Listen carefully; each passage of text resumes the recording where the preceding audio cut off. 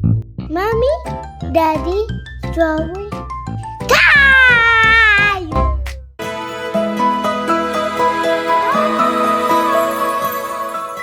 கருமேகங்கள் வானில் சூழ்ந்திருக்கும் பொழுது பிரிஷா தன் பாட்டிக்காக மருத்துவ மூலிகைகளை சேகரிக்க காட்டுக்குள் சென்றாள்.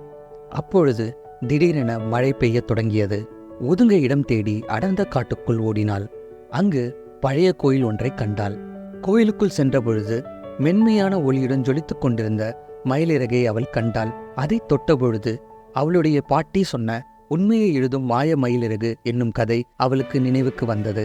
பிரிஷா அதை சோதிக்க முடிவு செய்தாள். அவள் மயிலிறகிடம் மயில்கள் ஏன் மழையில் நடனம் ஆடுகின்றன என்று கேட்டாள். அதற்கு மயிலிறகு இயற்கையின் துடிப்பை கண்ணாடி போல் பிரதிபலிக்க என்று பதிலளித்தது. ஆர்வமுடன் பிரிஷா ஆறுகள் ஏன் வளைந்து ஓடுகின்றன என்று கேட்டாள்.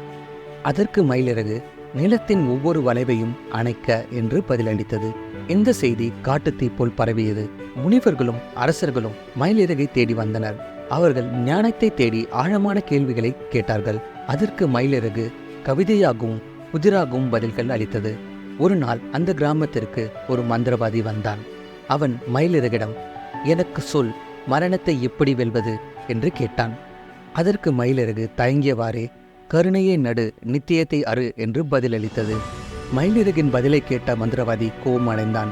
கோபமடைந்த மந்திரவாதி மயிலிறகை இருள் மந்திரத்தால் அழிக்க முயன்றான். அவனுடைய முயற்சி தோல்வியடைந்தது. மயிலிறகு ஒரு மாய கவசத்தால் பாதுகாக்கப்பட்டிருந்தது. அப்பொழுது ஒரு மாய உருவம் நிழல்களுக்கு நடுவில் இருந்து தோன்றியது. உண்மையான அமரத்துவம் மரணத்தை ஆளுவதில் அல்ல, நாம் பகிரும் கருணையிலும் நாம் உருவாக்கும் மரபிலும் உள்ளது என்று அந்த உருவம் கூறியது. மந்திரவாதி அந்த உருவத்தை அழிக்க முயன்றான். ஆனால் மந்திரவாதியின் மந்திரங்கள் அந்த உருவத்துக்கு எதிராக பயனற்றவையாக இருந்தன. நிழல் உருவம் மந்திரவாதியை எதிர்த்து சண்டையிடவில்லை, அமைதியாக நின்று கொண்டிருந்தது.